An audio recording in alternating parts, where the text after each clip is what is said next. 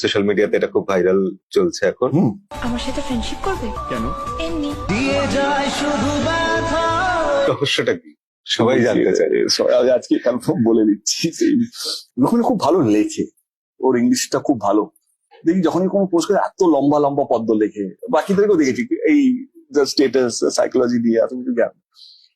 ভাবলাম না, আমি বলছি না আমার ইংলিশটা খারাপ বা ভালো, এত লম্বা লম্বা লেখে মানুষ পড়ে কি করে?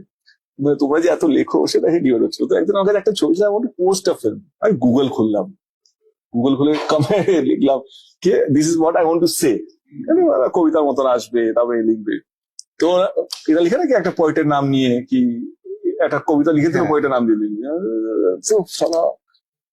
ঠিক আছে, আমিও গুগল খুললাম, দেখি আমার এই ইমোশনটার সাথে কি কি লাইনটা, দেখি যে গুগলে একটা দিয়েছে আমাকে, একটা রাইম দিয়েছিল, বাট অনেক লম্বা, আমার সাথে যাচ্ছে না, আমার ক্যারেক্টারের সাথে যাচ্ছে না।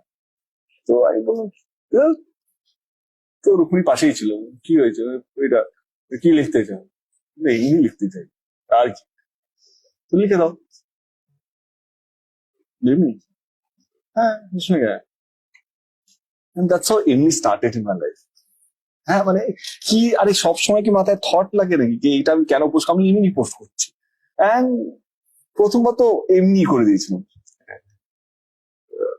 Second time again I don't know what to right. ধর এত কে লিখবে, এত মাথা ব্যথা কিসের, একটা ছবির পিছনে কি আকাশ নাকি এ আছে, তাকে নিয়ে কবিতা খুঁজতে যাবো, তাকে নিয়ে একটা আবৃত্তি লিখবো, কে লিখবে এত, চলো এমনি দিয়েই বুঝিয়ে দেবো চলো।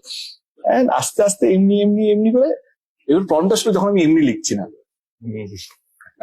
এমনি কোথায়, এমনি করে okay fine, and then I started এমনি, that's how এমনি started. সিনেমার মতো এটাও হিট হয়ে গেছে, সুপার হিট একেবারে। হ্যাঁ মানে আমি ভাবিনি মানে এমনিটা এত বড় এমনি হয়ে যাবে, but ঠিক এমনিটা এমনি ভাবেই এসছে।